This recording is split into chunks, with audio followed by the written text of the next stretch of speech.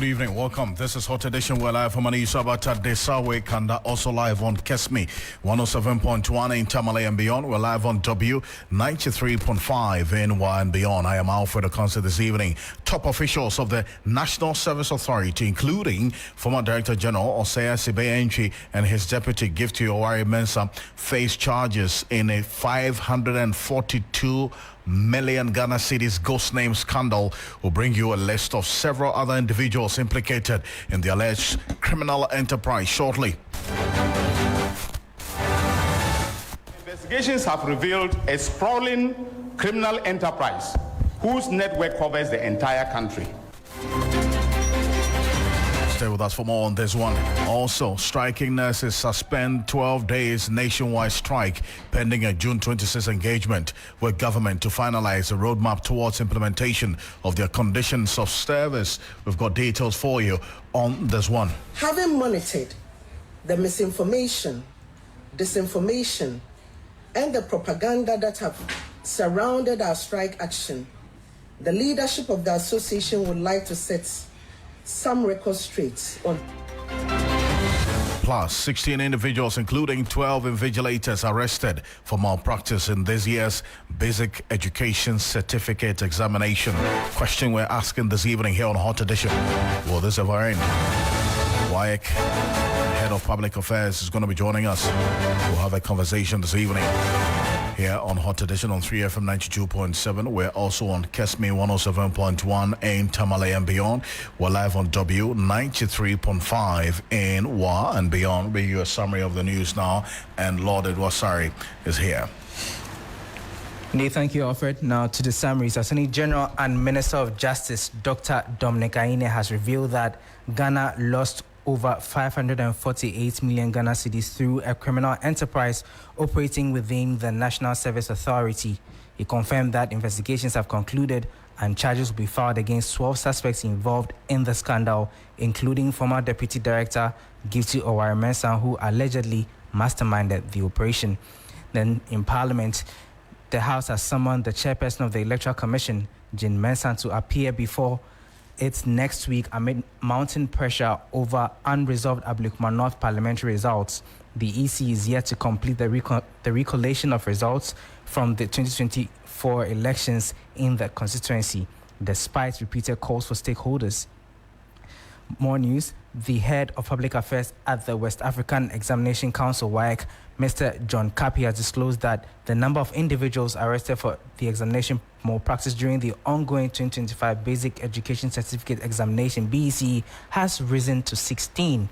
Speaking in an interview, Kapi revealed that those apprehended include 12 invigilators, 1 supervisor, and 3 individuals unaffiliated with the examination process. And finally, the Ghana Registered Nurses and Midwives Association, GRNMA, has suspended the nationwide strike following what it described as very fruitful discussions with Parliament's Select Committee on Health on Thursday. The industrial action, which began on June 2, was in protest over what the association said were undue delays in implementing a collective agreement signed in May 2024. That's for the news summaries, Alfred. Lord Edwasari, thank you so much. The small news on 3news.com. Make some time and visit 3news.com. This is Hot Edition. We're live on Kesmi 107.1 in Tamale and beyond. We're live on W 93.5 in Y and beyond. As always, we're live on Facebook at 3FM 927. Your thoughts, views, comments, and opinions are welcome at 3FM 927. Also on Facebook and on X and on YouTube. We'll read it out to you and to the rest of the world. Let's get into the stories right now. And this has been topical over the last few hours. 12 individuals, including high-ranking current and former staff of the National Service Authority, have been implicated in a 548 million cedis ghost name scandal undertaken by the National Intelligence Bureau and the Office of the Attorney General.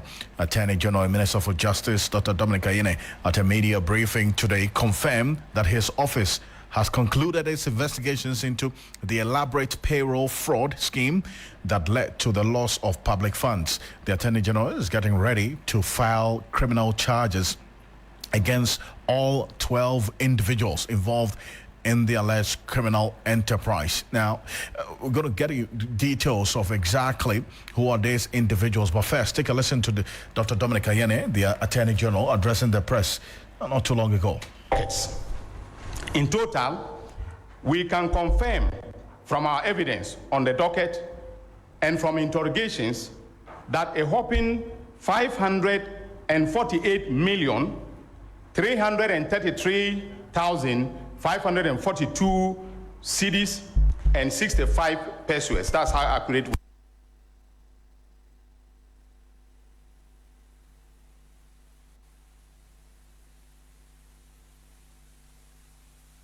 Cedis and 16 pesos was.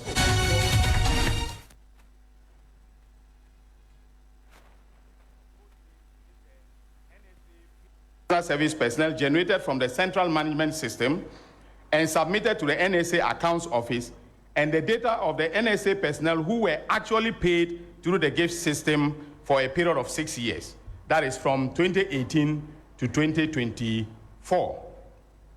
It was established that a total of 587,543 personnel were to be submitted to gifts for payment of allowances. Meanwhile, data from gifts showed that a total of 650,165 personnel were paid, indicating that 63,672 constituted ghost names. These consisted of the following categories of personnel. That is, national service personnel who were blocked on the CMS system during the registration process. Then personnel, national service personnel numbers that exist in the payment records but do not exist on the central management system. And then, of course, NSA or national service volunteers, and then some management staff and marketplace vendors. Fellow countrymen and women, our investigators additionally established that some of the ghost names were added to the list submitted by vendors, representing the number of service personnel to whom they had supplied items or provided loan facilities, allegedly. When these vendors eventually received the payments, the directors and staff would then contact the vendors whose accounts had received payments, meet with them, and collect the additional money that had been added to the vendors' payments. For instance, we have conclusively established that after collecting these funds, some of the suspects, such as Gezi, Nyako, and Othing, handed them over to suspect Osei Assibey Antwi in cash, and on some occasions deposited the cash into his bank account.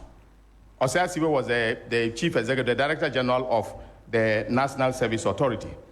Some directors, such as Gifty Oware-Mensah, created and executed a meticulously detailed plan using NSP, National Service Personnel Allowances, as security to obtain a loan of 30,698,218 cedis, 69 pesos, from the Agricultural Development Bank, ADB, at an interest rate of 23%. She achieved these results by using other people's information to register a company called Blocks of Life Consult without their knowledge or permission. Subsequently, she presented Blocks of Life Consult through and in the person of Akwesi Ofori-Mintah to an official of the Agricultural Development Bank, and listing her husband, Mr. Peter Mensah, a lawyer, to act as one of the directors or representative of the said company.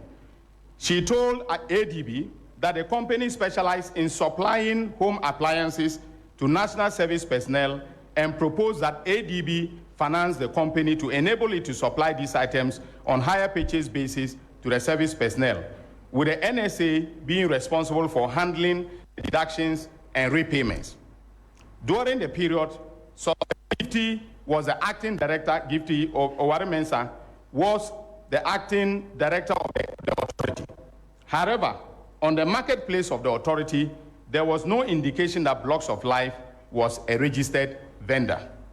Within 2 service years, suspect Gifty Oware-Mensah used a total of 9,934 ghost names to misappropriate the aforementioned funds. Investigation further established that after ADB transferred the funds into the account of the company, she subsequently transferred the funds into 4 different company accounts with the names of Amiacom, Scaffold, Oche, and Aristo Logistics and Trading. It was further established that suspect Gifty is a director of Amiacom, and Scaffold Company Limited belongs to suspect Abraham Gazy.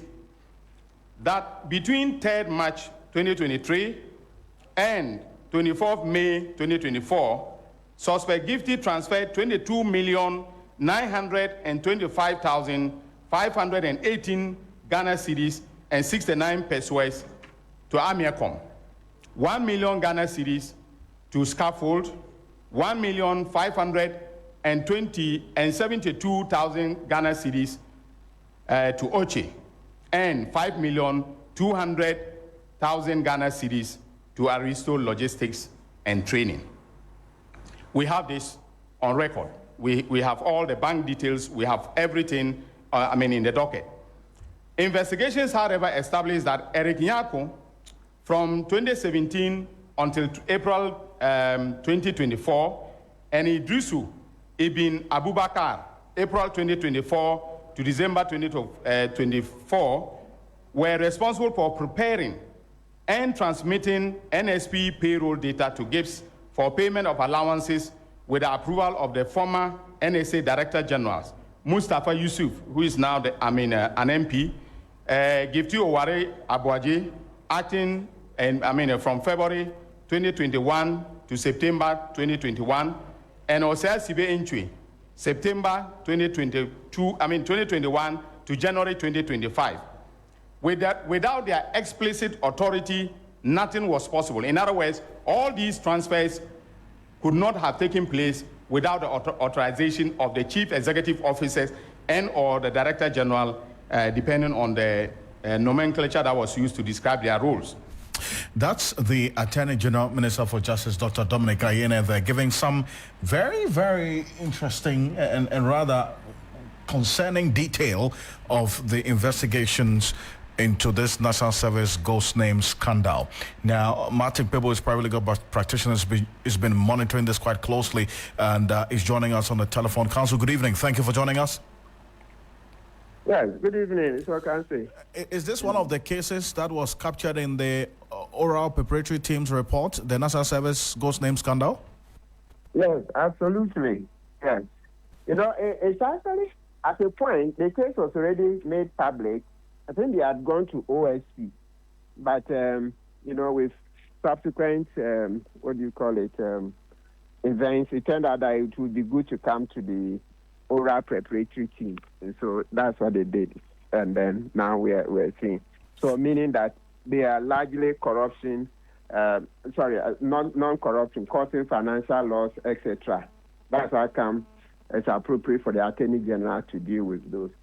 And hearing the detail today at that press briefing by the Attorney General, suspect Gifty Oware-Mensah used the NSS data as collateral for some over 30 million loan from the ADB and subsequently transferred it to other companies that had been established in this entire, what the Attorney General described as a criminal enterprise, essentially. And then also 8.2 million cedis paid into an Iswich account belonging to the former NSA boss, Osei Assibey Antwi.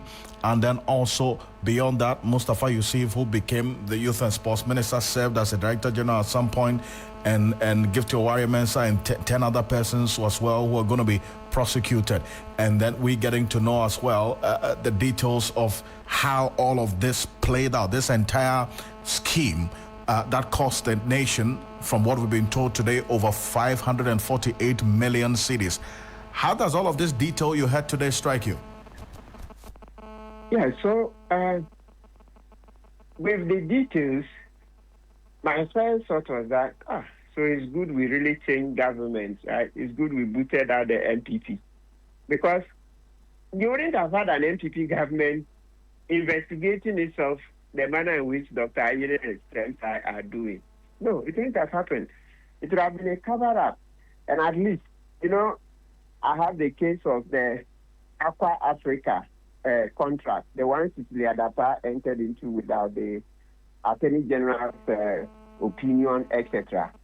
As an empirical example to buttress my point, when the Attorney General's attention was drawn to how we have lost money because Cecilia Adapa paid money contrary to the rules, etc., through the Community Water and Sanitation Agency, Attorney General just said, oh, they should recover the money. The Attorney General didn't reveal to us, that's Godfrey Dami, for accountability purposes, etc. So this National Service Authority scandal, it would similarly have been swept under the carpet. You report, but you won't get any results. It's just like the Cecilia Adapa case. You remember last week you played the tape where Kisi Ejabin said, Mr. Raymond Archer has come for the file on Cecilia Adapa to go and continue investigations. And Kisi Ejabin himself said that you see how a different leader has decided to continue. But Tiwa Adodankwa teamed up with Godfrey Dami to say, oh, they cannot do money laundering investigations because there's no predicate offense, etc. So it just tells you that, it's good we just booted out the NPP. That's the first thing, to help get better governance, because all of these cases were just going to be kept under the wraps. Yes, that's the main point. As for, dissipation of public funds, yes, that's the second point. But it's actually also embedded in the first point, that wouldn't have had accountability, but for the change in the government. So the second point is that there's a good opportunity for us to recover a lot of the money. Of course, naturally, you can't recover all, but we'll get a lot of it. So it's exciting. I remember how Dr. Ayine said the money that is recovered can be used to help do the expressway from Accra to Kumasi, to make the journey faster, etc. We need incubators for babies, more facilities in the hospitals, etc. So it's exciting. Somebody even said, oh, the nurses strike. When we recover some of the money, it can be used to pay their allowances, the grievances that they have. So it's all very exciting. But you look at the charges as well, and I asked the question specifically of you recall the Attorney General himself saying a member of Parliament was allegedly paid to, as it were, bury this story in the media. Today, I asked that question for an update on what has become of that particular part of the investigation. This is the response that the Attorney General gave to that particular question that I asked. And I wanted to listen to it, and if that takes the box for you, having to know that now we know the identity of this member of Parliament and what the AG is doing next. Ladies and gentlemen, for your very wonderful questions. The question in relation to the member of Parliament who was in the center of the investigation. There are two members of Parliament who were investigated in this scandal. One was a former chief executive officer, that is the Honorable Mustafa Yusuf. And so in his case, we basically had the evidence, relating to actions that he had taken as the executive officer, and then we interrogated him. In the case of the famous A+, the investigation is still ongoing, and there are talks with him with respect to the role that he will play, either in respect of providing evidence against those who try to do what is alleged to have been done, or if at the end of the day no agreement is reached, then maybe he will have to stand trial. That is where we are with respect. So the investigations are ongoing. We haven't concluded with him yet. The investigators were supposed to go to Parliament and do the interrogation in Parliament. And at the last time that they made a request, they could not do the interrogation. Now, so that's a response to the question I asked about this identity of the MPOs alleged to have been paid. Now we know said to be A+, Kwame Asari-Obeng, and then he gives that detail of what the Attorney General is doing in that regard. How do you react to this? Okay, so it's also a good day for our democracy. That our democracy has been moved a notch higher in terms of its ability to hold persons in public office accountable. Because now that A+ is being officially named as a person responsible for that, I'm sure A+ will also be thinking twice, or he will reflect over his role in all of this. And perhaps, it may ginger him to want to give up those people who brought that money to him. And then, A+ himself, as I said, he would also reflect to see that, well, he has barely served even 1 year in Parliament, and this is what he's been what we call caught up in. You see that then it tells you that it's so, sometimes it's easy to sit there and hold other persons accountable, but then when it comes to one's personal affairs, it's a different ball game. So it's good. It's good for our democracy. It's a warning to all of us who are helping to keep public officers in check, that we also should be very mindful of our conduct, because at the time, at least A+, I think from the facts, it appears, is it clear that by then A+ had won the elections? Even if he had won, okay, let me see. Do you have information whether from the facts? No, that's it. We don't have the timelines to when the money was given to him. Yes, so I think my mind tends to think that if you want to kill a story, then that's in last year. Was it somewhere around October, November, or even early, November, there about October or November when the story broke. So then it tells you that, it's easy to hold public officers to account, but maybe we don't also want to hold ourselves to account. So it's a big lesson for all of us in the anti-corruption and governance space that we have to be careful. Yes, we have to be careful, because who would have thought that A+, who rode the moral high horse, talking about Kufuor and all the people, would be caught up in this particular quagmire. So it's a lesson to all of us. And Counsel, finally, before I let you go, look at the charges that have been preferred against these two other individuals. And I'll find out your thoughts on this. Stealing, contrary to Section 12641, conspiracy to steal, willfully causing financial loss to the state, and using public office for profit, conspiracy to commit money laundering, and money laundering. How does it strike you? Yeah, so those are very serious offenses, very serious. Don't joke. Look, when you look at stealing, it goes with a maximum of 25 years. That's a maximum term. Yeah, so depending on the quantum involved, each person, it's very serious. Stealing is a second-degree felony. That's extremely serious. It's scary. I just hope that, if the people involved, really accept that everything Dr. Ayine said is true, then they may want to do plea bargain to be able to reduce their sentences. Because if you argue this case in court, if you went through a full trial, usually the sentence will be far higher than if the accused did a plea bargain. Yes. So it's really scary. To be honest with you, it's scary. Because as I said, stealing is the highest. It goes with up to 25 years. Yeah, that's really, really, really scary. Because you don't know the day the judge may go for the maximum to say that he wants it to be a deterrent to other like-minded persons. Yeah. So let's see how it turns out.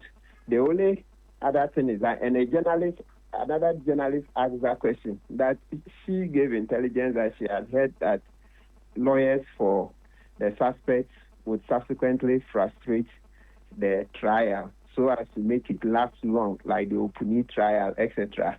And then I heard the Attorney General says, well, he's prepared for that. We hope there are no frustrations, etc., so that the recoveries and the trials can come to an end quickly, so that we can get some money into the public purse to help with our developmental activities. And also the closure of the cases would then finally would send final messages to people that, hey, we all need to be careful, because, you know, sometimes for as long as there's not been any convictions yet, you know, we would still say all these people are innocent until proven guilty. That's Article 19 Clause 2. So though we have heard, and though they will suffer some reputational losses for what we've already heard, but ultimately they are not guilty until a trial goes on and they are proved guilty, or they themselves admit their guilt either in court or through plea bargaining. So let's see how it goes. But certainly, I mean, as I said, the most important fruit out of today's press conference is that it tells us that we did the right thing by kicking out the MPP. And it was always clear, you know, they kept denying, we are not corrupt, we are not doing anything wrong. I know citizens, we all can't be stupid. We could see it, the lifestyles, the big cars, the multiple homes they've bought, etc. Look at, you see, Osei Assibey's e-switch card containing 8 million Ghana. E-switch card, 8 million Ghana. Osei Assibey, how? When he was coming to office, did he have such an e-switch card? I mean, how do you do this? You know? So, as I said, it's good. Let's go on. And Council, I do appreciate it. And maybe quickly before you go, I think that the major point is that the recovery is an integral part of the entire strategy of oral that you were part of, is it not?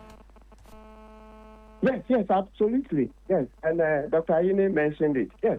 So for me, all these people that Dr. Ayine has mentioned, yes, for me, will publicly say that, look, yes, even though it appears he's going to charge all of them, if it turns out that they all want to return the money so that maybe even some, even with a bit of interest, I would go for it too, because we need the money quickly. We need it quickly.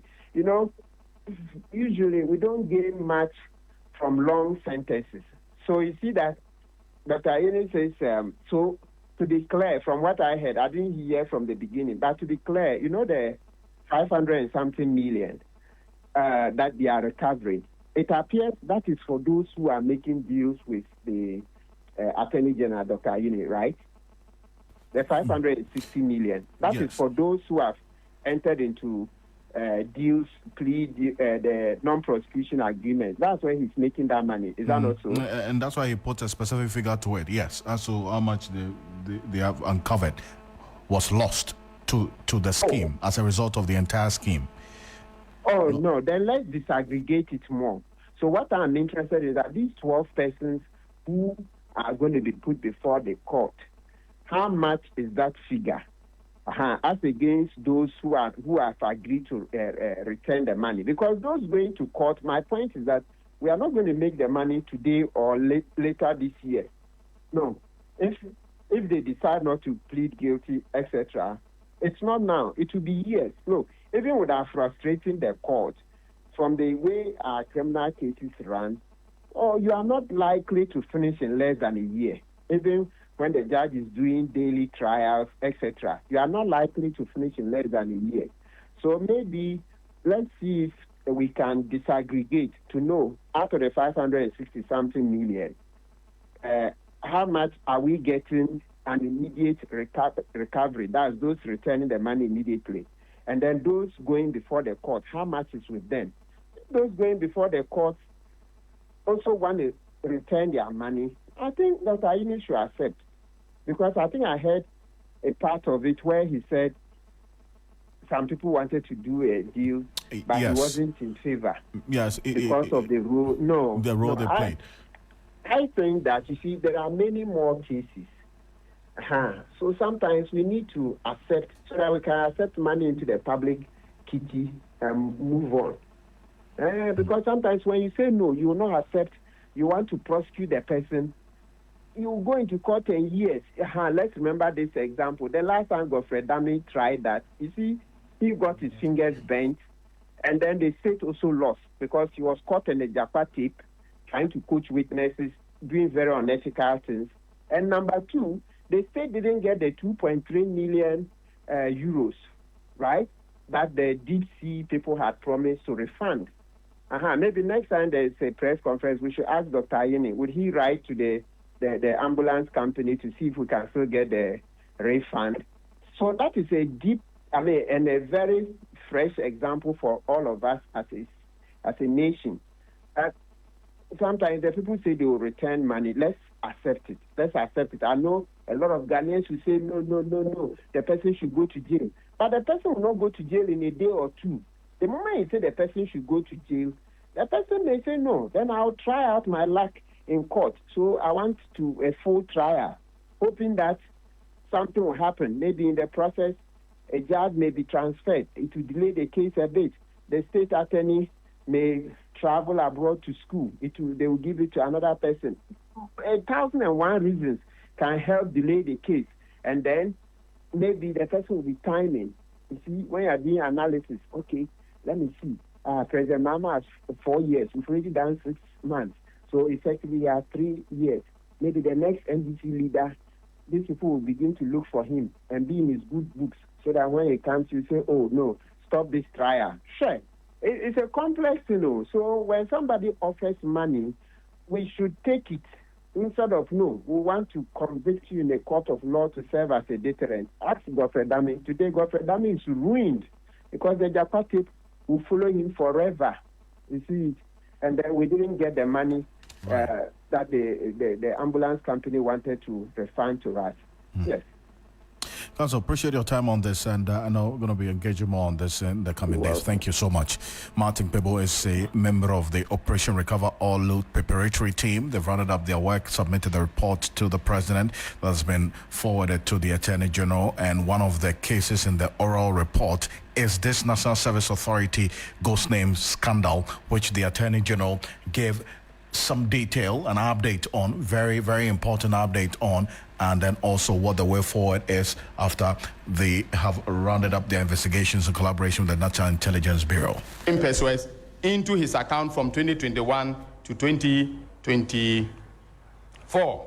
Suspect Charles Ahiming of GH Ohetech Ventures received a total payment of 14,235,118 Ghana cedis and 14 pesos into his account from 2022 to 2024. Suspect Kweku Opare Agofa and Prince Agofa Awoku of Fralisa Ventures received a total payment of 9,011,164 and 35 Ghana cedis into their accounts from 2023 to 2024. However, none of the aforementioned vendors provided evidence to the investigative team or to myself to prove that the amounts of money they received corresponded to the items supplied or the loans supposedly made to the National Service personnel. That's Dr. Dominic Ayene, Attorney General, Minister of Justice there. And this 548,333,546 Ghana cedis is a total of the money lost to this National Service scheme over a 6-year period from what we gathered. And Lord Edwasari is here and is going to run through a breakdown of the yearly monies lost that culminated into this total of 548,333,542 Ghana cedis. Lord, what do we know? Indeed, Alfred, 6-year period, and you, like you rightly mentioned, it culminated into 548,333,542 cedis, 0.65 pesos. And it's interesting to note that in the year 2022-2023, that year recorded the highest amount of money lost. That was about 350,926,977.12 pesos. So, Alfred, let me take you through. Start from 2018-2019. That year, 25,857,000 836 and 16 pesos was lost. And then in 2019-2020, 21,613,962.24 pesos. And then 55 in 2020-2021 was 55,670,584 million cedis, 0.32 pesos. In 2022, 61,383,025 cedis, 0.74 pesos. 2023, like I indicated earlier, 350,926,977.12 pesos. And then 2024 being the final year, that was 32,881,157 cedis, 0.7 pesos, Alfred. So if you do the sum of all these 6 years, you get a total of 548,333,542 cedis, 0.65 pesos. Oh, sorry, thank you. And just the details and the names of the 12 persons that listed suspects or accused persons, including the top former government appointees of the National Service Authority. And these are the persons who, according to the Attorney General, the details today: Mustafa Yusuf, a former executive director who was eventually appointed the Minister for Youth and Sports. He is the Member of Parliament for the Kabore constituency, who indeed also came up for discussion, especially when this matter came up, and we're asking questions about within which period all of this took place. Mustafa Yusuf is the first on the list per what the Attorney General gave us today. The Member of Parliament for Yagaba Kabore constituency, Gifty Oware-Mensah, former Deputy Executive Director, and Osei Assibey Antwi, immediate past Director-General. He succeeded Mustafa Yusuf. And then also Kwame Ohenejan, former Deputy Executive Director in charge of operations. Abraham Bismarck Gazy, a former internal auditor. Kweku Ejei, an account officer. Idrisu Abubakar, a former head of accounts. Stephen Kwabena Jemfi, former regional director for Kofredia. Also Prince Awoku, a district director. Jacob Yorson, Management Information Systems Administrator in the Northern Region. There are 2 additional unnamed suspects who are reportedly involved and will be added later. There's also another suspect, one Stephen Kwabena Jemfi, who was rearrested earlier in the day after new evidence surfaced. So that's the information that we have on these persons, the 12 that are going to be facing trial as a result of this over 548 million cedis National Service Ghost Name scandal, Lord. Yeah, and then Alfred, there are also vendors that the Attorney General noted that they go ahead to file charges against them. They are located in the Eastern, Greater Accra and Ashanti regions. These vendors are Isaac Osei Assibey, the owner of Stalwart or Option Buy Ventures, Charles Oheming, the owner of CH Ohek Ventures, Philomena Arthur, the owner of Brainwave Ventures. Then there's Rose Hamilton, the owner of Marine Ventures. Kweku Opare Agbofa, the owner of Franlisa Ventures. Another here called Solomon Dramina, the owner of Alpha Rita Ventures. Haruna Maulaya, the owner of Alphaida Enterprise. Sylvia Ntirwa Opare, the owner of Silsona Ventures. And then Peter Mensah, a legal practitioner and the husband of Gifty Oware-Mensah. These persons, the Attorney General indicated that are part of the list that they'll be filing the charges against. Thank you, Lord Edward. Sorry for this update. All of this you'll find on 3news.com, so make some time and visit 3news.com. It's also live on our Facebook page right now at 3FM927. The numbers will be running by you and the details of all these individuals we're talking about. It's all live here on Hot Edition on 3FM 92.7. We're also on Kesmi 107.1 in Tamale and on W 93.5 in Wa and beyond. Now, let's go into the matters related to the Ghana Registered Nurses and Midwives Association. They've suspended the nationwide strike following what they described as very fruitful discussions with Parliament's Select Committee on Health yesterday. The industrial action, which began on June 2nd, 2025, was in protest over what the association said were undue delays in implementing a collective agreement signed in May 2024. Now, Initially marked by the wearing of red armbands, the strike escalated into a full-scale withdrawal of outpatient and emergency services on June 9, severely disrupting healthcare delivery across the country.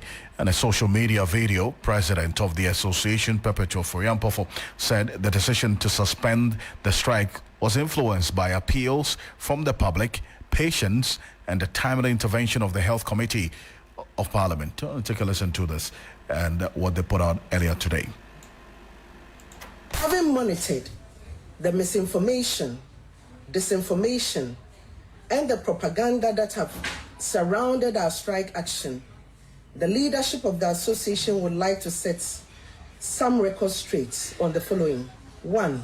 We are nurses and midwives trained to provide essential health services to the Ghanaian population, and matters affecting us which are brought formally to the attention of the employer must be treated with the urgency it deserves and in good faith.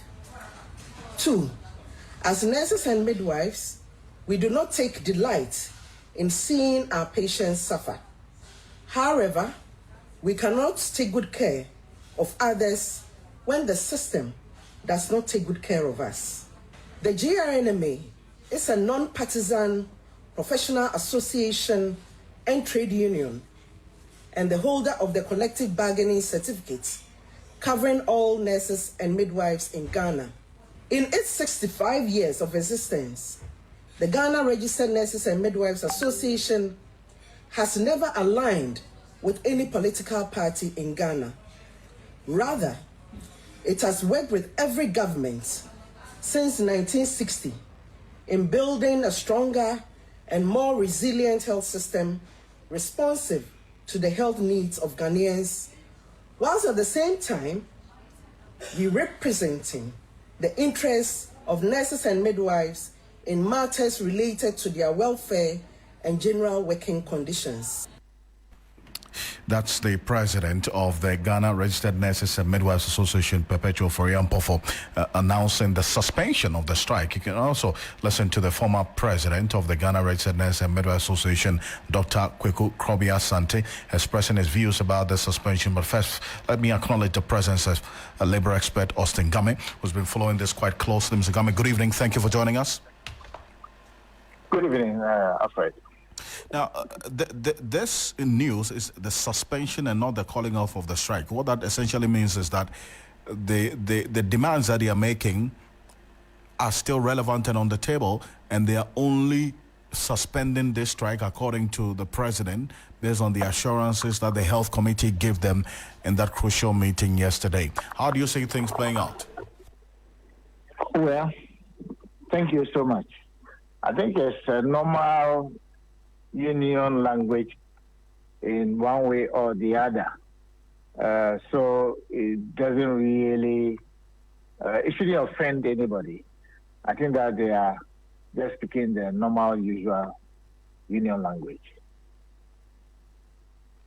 I see. But then again, we've seen this happen before where unions would call off the strike based on assurances given to them, and then the strike is reignited again after those assurances are not fulfilled.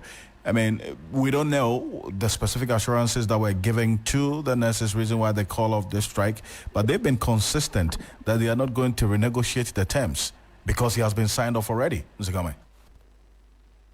Well, I appreciate the difficulties both parties appear to have. And I think they have space of time now. If I were to be in their shoes, there should be some relentless engagement between the two parties so that the cards will be a lot more bare on the table, especially as prescribed under the Labour Act, so that all of them will have an appreciation of the reason why certain things are being done, so that by the time they give in to themselves, they would have found a kind of solution to the concerns that they have. But I think that in all honesty, it's not normal for nurses to go on strike I agree with the president in part that they are not aligned necessarily to political parties. Normally, by even the law and the constitution, unions are not supposed to be, aligned to any political parties. I know many of them there who are NDC. I know many of them who are MPP. They are individuals. As a union, I think they are playing their role. They may be going left or right. It doesn't. That is subject to the employer putting things in the right order. So I think they will find a common solution.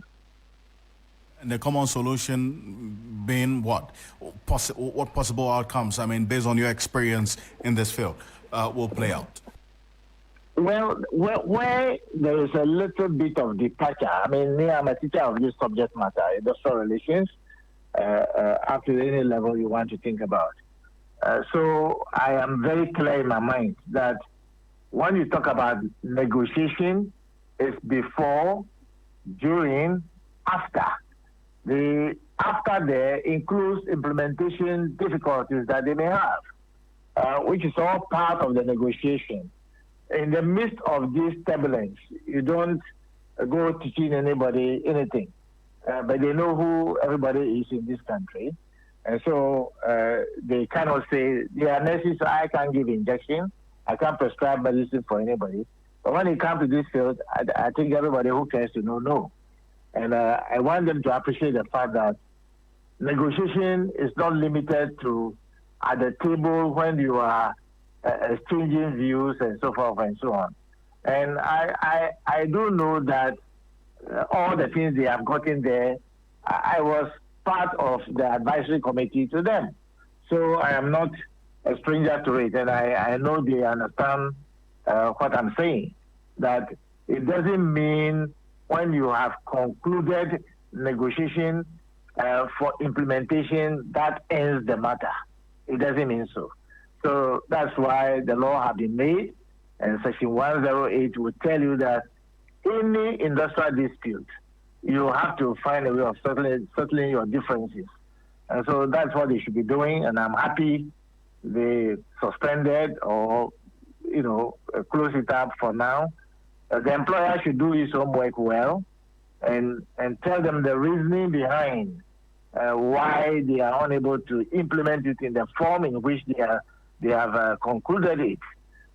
So I think it's important that they make that very clear. And the law permits them to make available relevant information for the purpose of whatever conversation they'll be having at the table. Mr. Gami, I appreciate your time on this. Thank you so much for joining us. You're welcome. Osei Gami is a labor expert and the former president of the Ghana Registered Nurses and Midwives Association, Dr. Kweku Asante, has also been speaking about this development. A great relief to everyone, even to the striking nurses and midwives themselves. And the general population of Ghanaians are happy for it. Well, we are all hoping that the government will do justice to their promise. But let me commend the Parliamentary Select Committee on Health for the timely intervention, which is what the striking nurses and midwives have been expecting all this while, that they could get people who care and hold an ambivalent position on the matter. And it just came at a time when it was needful. But I urge government not to renege on their promise, the government and the employers not to renege on their promise of quickly meeting the needs of the nurses and midwives fraternity. I do not think that going forward, the government will toy with the lives of Ghanaians by not caring for the needs of the nurses who are always prepared to offer service to humanity, and especially the Ghanaian population. So we'll be watching, we'll be monitoring, we'll be holding ourselves in readiness and preparedness to receive what the employer is going to come up with. I hope, and I do hope very well, that it's not going to be something that would disturb the hopes and then put the nurses on the line again. That's Dr. Kwebu Krobi-Asante, a former president of the Ghana Registered Nurses and Midwives Association. They're still live here on Hot Edition on 3FM 92.7. We're also on Kesme 107.1 in Tamale and beyond, and on W93.5 in Y and beyond. 3FM is learning that a 15-year-old girl sitting for this year's Basic Education Certificate Examination, BCE, was today rushed from the exam center to a health facility so she can deliver a baby. But understand she was heavily pregnant right from the beginning of this exam on Tuesday. The incident happened in the Upper West Regional Capital, where the candidate from Nyagli Junior High School was writing her paper at the Wa Senior High School Center when the incident occurred. In another development, the number of individuals arrested for examination malpractice during the ongoing 2025 Basic Education Certificate Examination has risen to 16. Those apprehended include 12 invigilators, 1 supervisor, and 3 individuals unaffiliated with the examination process. First, I want to take a listen to our Upper West Regional Correspondent, Ibrahim Wangara, who interviewed the headmistress of the Nyagli High School, that's junior high school, where this incident of the 15-year-old girl took place, that she had to be rushed to the hospital to deliver, we understand, a baby boy during the exams earlier today. I was with them in the exam hall, so we spoke for a bit before it was time for them to start. So I left the exam hall, found some with them. A few minutes into the paper, I was called. That was during the first paper. They were writing science. So I was called that my pregnant student is showing some signs of illness. When I came, I realized that she was actually ill, so we had to rush her to the hospital. So currently, we are told that she's still at the early stages of this contraction. So she's under monitoring at the hospital. So as and when she's ready, then she will deliver. So as we talk right now, she has not delivered yet. She's still under monitoring. That is her current state. But we hope that she delivers today. In terms of the exams, one would wonder what happened to her papers. So if we can throw more light. For the first paper today, which is science, we will say she has written because she wrote halfway before the whole situation occurred. So we will be thinking of what happens with the second paper, which is Ghanaian language.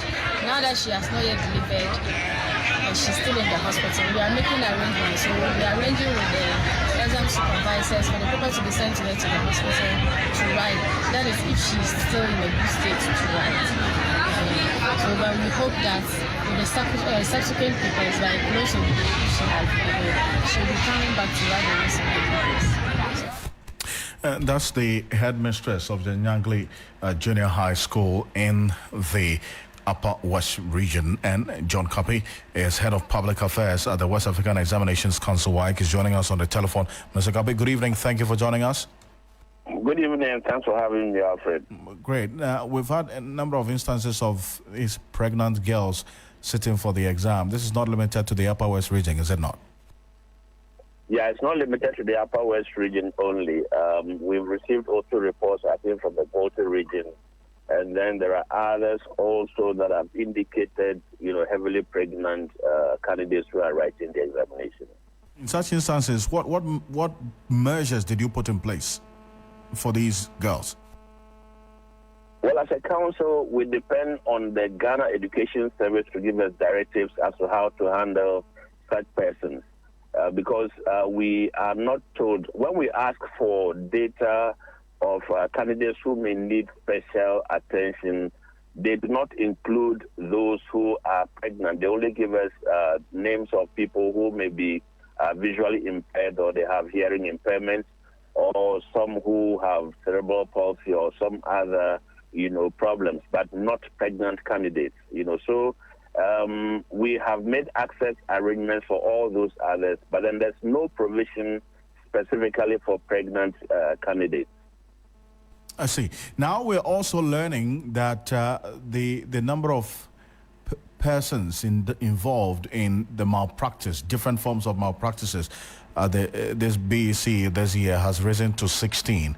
Are you able to break down that for us? Which individuals are involved and what exactly the malpractice that they've been arrested for? Well, as we speak, after the time I left the office, the number had risen to 24. 24? And, of these 24, there were 2 who were heads of school, head teachers, if you want, of junior high school. And then we had also 3 people who didn't have any association with the examination but found themselves in an area where they were trying to answer the questions and then send them to the candidates in the examination hall. And then the rest of them were invigilators. I see. So if you say out of the 24, 2 head teachers, 3 persons who didn't have anything to do with the exam. So does that mean that you had 19 invigilators as we speak? Yes, that is correct. There were 2 things. A number of them had on their mobile phones, they had taken snapshots of the question papers, and there was evidence that they had transmitted the same to, other social media platforms. And then there were others also who were found, distributing photocopied answers to candidates in the examination hall. So what happens to these invigilators? Who recruited them, first of all? Well, the job that we do, I think I've said this a number of times, it's a collaboration between us and the Ghana Education Service. So with BEC, we do not recruit the invigilators. The exams officers in the various districts do so. So I would say that it is the exams officer in collaboration with the district director of education who selected these people to be invigilators. I see, but then they have violated WAEC rules. So what's the punishment for them? Well, as a council, the punishment that we have for these offenses is to hand them over to the police. The WAEC law indicates that anybody who has the question in any form or responses to the ongoing examination would have breached one of our provisions, and then they'll be handed over to the police. The police will process them, and then they'll be charged before the courts. So the courts may decide to sentence them to a period of incarceration or maybe a fine that they are going to pay. I see. Now, is there a possibility that this number could increase? Because we started with 6, came to 12 now. We're talking about 16, only to be updated right now by you that 24 individuals have been involved in various forms of malpractice. So with what you are observing now, could this number increase? It is possible that the number could increase because I've received a lot of calls from, permit me to call them well-meaning Ghanaians who are not happy with what is happening in the areas where they find themselves. They indicate what some of the invigilators are doing in the examination halls and all that. So we are again going to re-strategize for the rest of the papers. We may have to send in a lot more people to, monitor these areas and to see if it is possible to apprehend some of these people and then bring them to book. Now, in addition to that, the Ghana Education Service has indicated clearly that any teachers who are in their employment and who find themselves in any of these offenses could lose their jobs. So we would hand this list over to the Director-General Ghana Education Service, and we believe that they would also have some kind of punishment for these teachers because really this is a breach of the ethics of the profession. Mr. Kapi, I appreciate your time and I thank you so much for joining us. My pleasure. John Kapi is Head of Public Affairs of the West African Examinations Council, WAEC. So the update is that there are 24 individuals involved in different forms of malpractice and the ongoing Basic Education Certificate Examination BC for this year. 2 head teachers have been arrested, 3 individuals as well who had nothing to do with the exams. They were just answering the questions to pass it on to the candidates. 19 invigilators have also been arrested. This is Hot Edition. Stay with us. Bismarck Ewusa is standing by with the latest in the world of business. Hello, Ghana. It's a new year and Bills Microcredit is here to support your dreams. If you're not working but want to start a business, don't let money stop you. With just your Ghana card, you can get a loan to turn your ideas into reality. Already running a business? Need more capital? Or are you a salary worker looking for extra funds? Bills offers fast and easy loans with no collateral, no deposit, and no SUSI savings required. Wherever you are, whatever you need, Bills makes it happen. Call Bills Microcredit today. Call 0596 920 833 or 0302 200 390 and get started. Bills is licensed and regulated by the Bank of Ghana. Bills, financing your needs. Terms and conditions apply.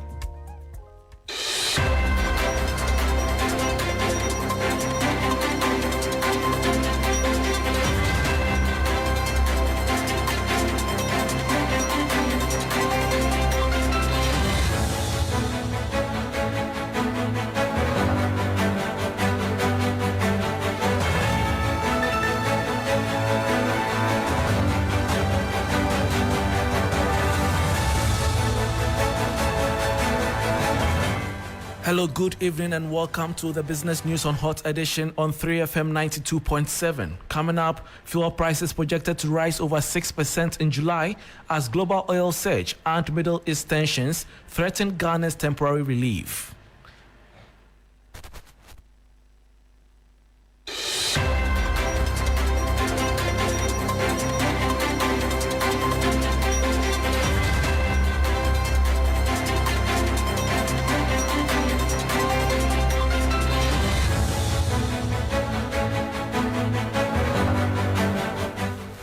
I am Bismarck Ewusa. Let's settle now for the detail.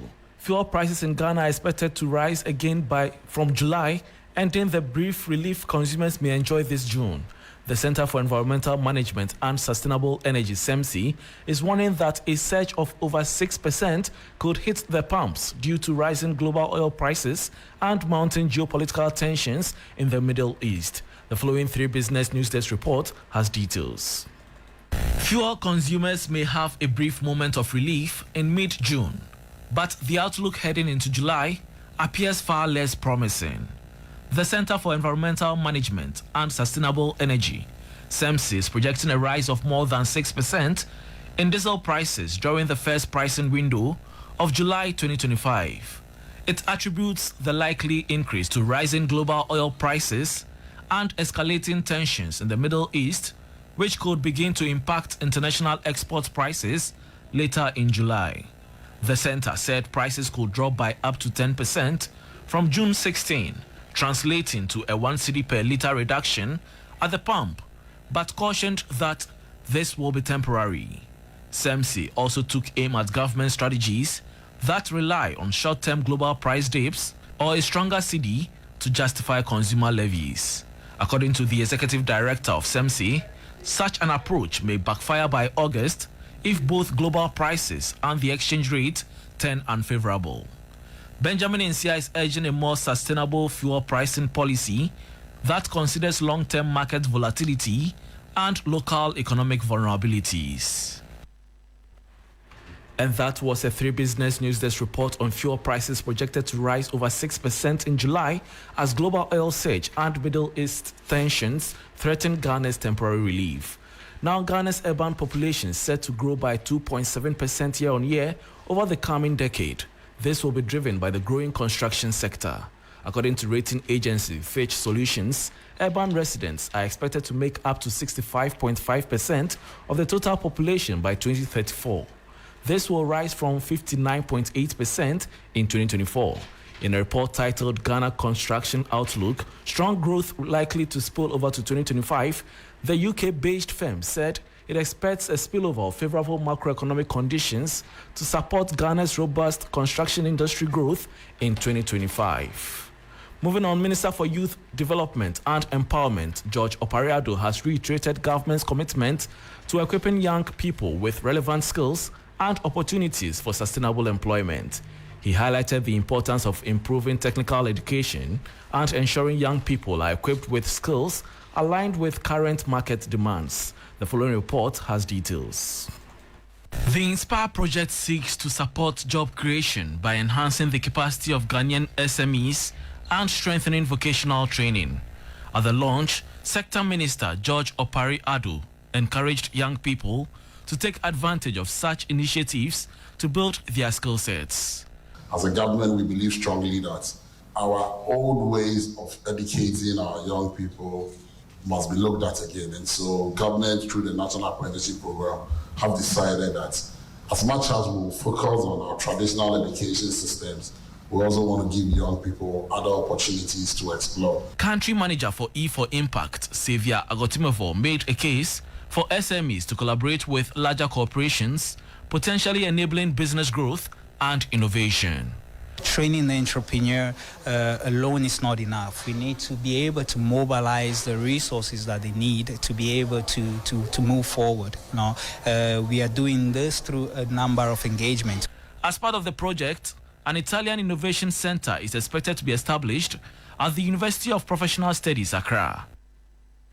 Let's stay a while longer on youth employment, and Ghanaian startups are being urged to adopt international standards like ISO certification to improve their chances of scaling and attracting investment. The call by Chief Executive of Go Compliance Solutions, James Ofori, comes as more local startups struggle to secure funding despite promising ideas and products. The following report has details. Compliance expert and Chief Executive of Go Compliance Solutions, James Ofori, argues ISO certification could be the missing piece for startups to scale operations, attract investors, and enter competitive markets. Currently, if you look at the entrepreneurship sector, businesses are really struggling.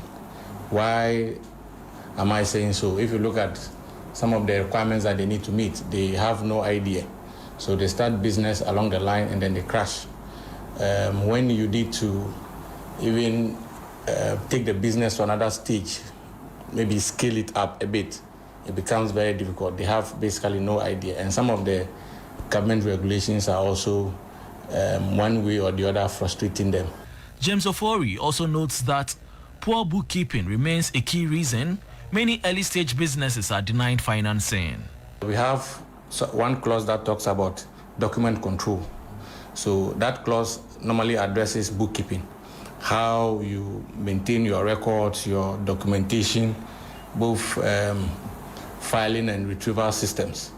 We guide them through those processes as well. Go Compliance Solutions, a local firm focused on regulatory advisory, offers capacity building and tailored support for early-stage businesses, making compliance, record keeping and certification more accessible.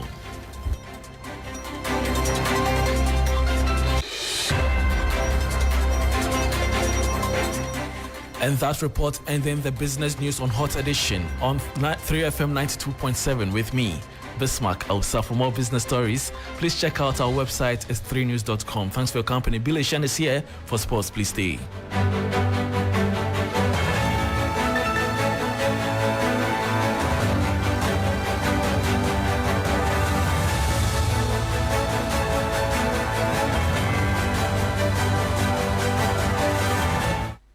Hello there, good evening and welcome to the sports segment here on the 3FM Hot Edition. My name is Billy Shen. Now this weekend, all eyes will be on the University of Ghana Sports Stadium as Asante Kotoko 9-time FA Cup winners take on Division 1 side Golden Kick in a historic MTN FA Cup final. Now Kotoko, after missing out on the Premier League title, are determined to claim their 10th FA Cup trophy and secure a place in the CAF Confederation Cup. Now let's hear from the head coach of Asante Kotoko, Karim Zito, ahead of the big game. I won the one with Dunasi. What I said was, I'm very happy I played and won the cup with Asante Kotoko as a player. And now today here I am as a coach. I've also won it with Dunasi. And this one, it will be like I played the club and won. And then coach the club and won. So this is the difference. The difference was here I played the club itself. But I didn't play Dream FC. But I only coached Dream FC. But here I played. And then at the end of the day, I also won the cup. And then when I played the team, I won the FA. And then now, as a coach, I was just like my father, Coach Sandy. He played Kotoko, won the African Cup, and then he coached Kotoko, and then won the African Cup. So that is the similarities. That was Abdul Karim Zito, the head coach of Asante Kotoko. But let's listen to his opposite number, Fifi Parker Hansen, who is the head coach of Golden Cake. Kotoko have a rich history as far as the FA Cup and the league is concerned. You know, they are very slow and they are very good side. They have all what it takes to play in Africa and so on and so forth. So people will rate them higher than us. But football is football. Others can surprise the big giants. So it's not new, and it's not news if we beat Kotoko, you know. So we are preparing ourselves physically, mentally, and then psychologically, so that we'll approach them with right mindset to surprise them.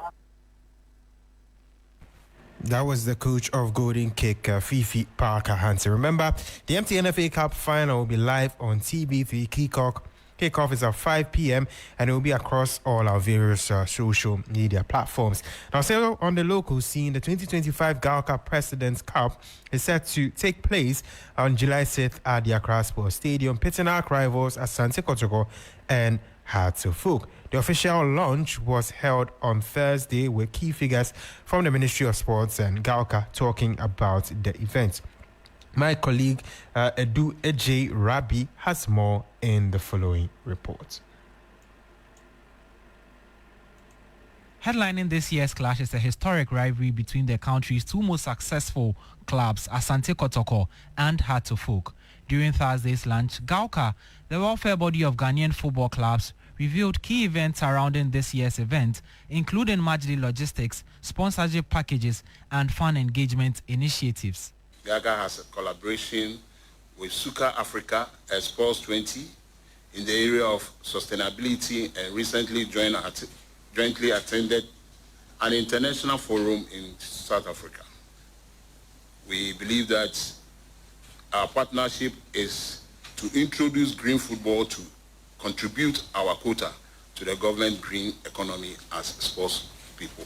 The 10th edition of the President's Cup is being held in honor of President John Dramani Mahama, who returned to the presidency following the 2024 general elections.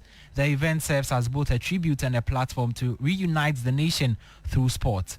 The last time the two Ghana Premier League giants met in the competition, the Phobians walked away with the bragging rights, and skipper Benjamin Asare believes they can repeat the success this year. On the field of play, money ball model, money war. She into me my life, with me encouraged. Meanwhile, Communications Director for the Porcupine Warriors, Safo Duku, believes their recent dominance against their arch rivals makes them the ultimate favorites to lift the trophy. I wonder how this competition would have received the necessary attention without Kotoko. Because it's a fact that you can't play such a match without bringing in Kotoko. Because the enthusiasm, the euphoria, everything will be lost completely. That was a report on the Galka President's Cup. To some more stories, the second edition of the Thomas Party tournament has officially come to an end. It came to an end earlier today at the Tuba Astro Turf, and the tournament is an initiative from the Black Stars deputy captain to give back to the community and giving to the needy but talented young players. About 13 scouts from Europe's elite clubs were present at the tournament. Now, this is what party's PRO, Samuel Ziga, had to say about how the overall tournament turned up. Yeah, absolutely. It was brilliant. I mean, right from the 10th all throughout to today, the 13th, it's been massive. I'd say everything Thomas Partey is bigger and better, and I'm super delighted with what I saw here throughout Tuesday till today. All the teams putting in a shift, organizers doing their bit to make this success. And I would like to thank Ghanaians and everyone who was involved in this, in making it a success. Yeah, I'm sure at the very right time we'll put that out for people to know. But this tournament has come to stay, and Thomas always is passionate about Ghana and will always give back to society where it all started. Yeah, I would say super impressed with what I saw here today. Every player put in that shift, put in that determination, and you could see the hunger in their bellies. So the agents are happy, the scouts are happy, and that's the most important thing. Thank you. That was Samuel Zigat there talking about Thomas Partey's tournament. Now, the FIFA Club World Cup is entering a new era with an expanded 32-team format set to take place in the United States. Despite the excitement, ticket sales have been slower than expected, raising questions about fan engagement and the tournament's appeal in the U.S. Now, Derek Kayim, who is currently based in the U.S., had this to say about the fan engagement.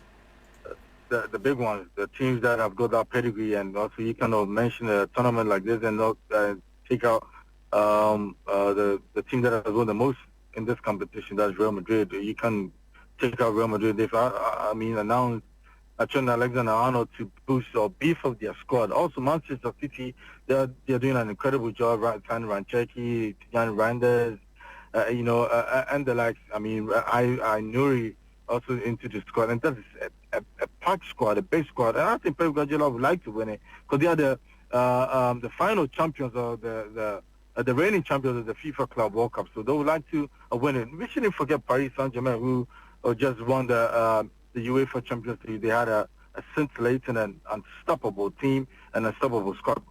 Possibly they could also be in the mix, but of course you can also not give the chance to the South American teams, the Boca Juniors, the Botafogos, the Flamingos. They could also give a team some hell of a tax. And that was Derek Kayim talking about the potential favourites of ahead of the 2025 FIFA Club World Cup. Bringing an end to sports here on 3FM's Hot Edition. My name is Billy Shen. We have Alfred and the rest of the team on standby with more.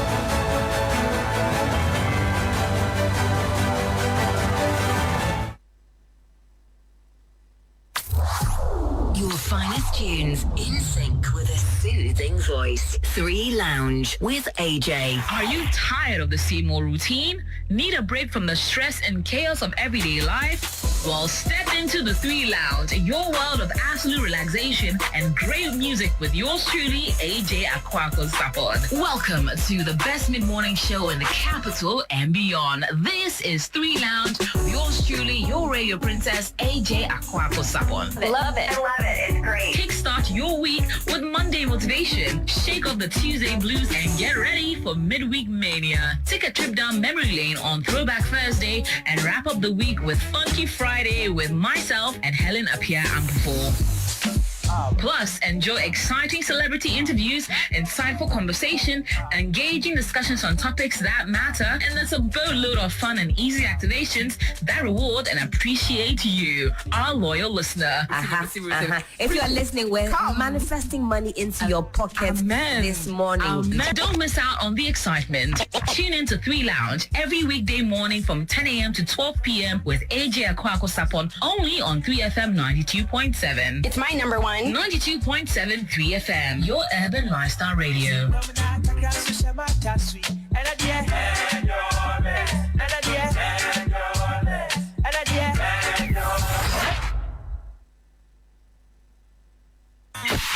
Accra, Ghana, Africa, and worldwide. Join us on Inspirational Gospel Mix this and every Sunday, 8 p.m. to 10 p.m.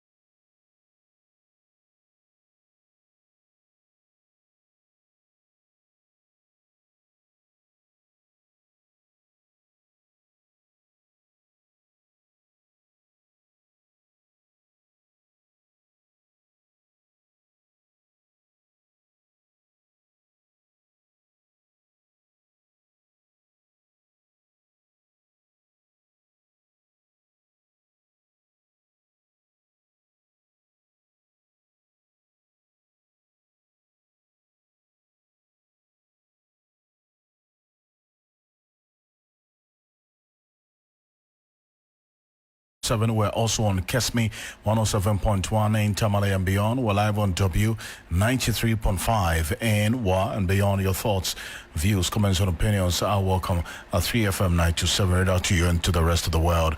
To some more information, and tension has flared in Sumner Boy as a group of angry youth blocked roads leading to the Samatex Timber Company, protesting the arrest of illegal miners operating in a nearby forest reserve.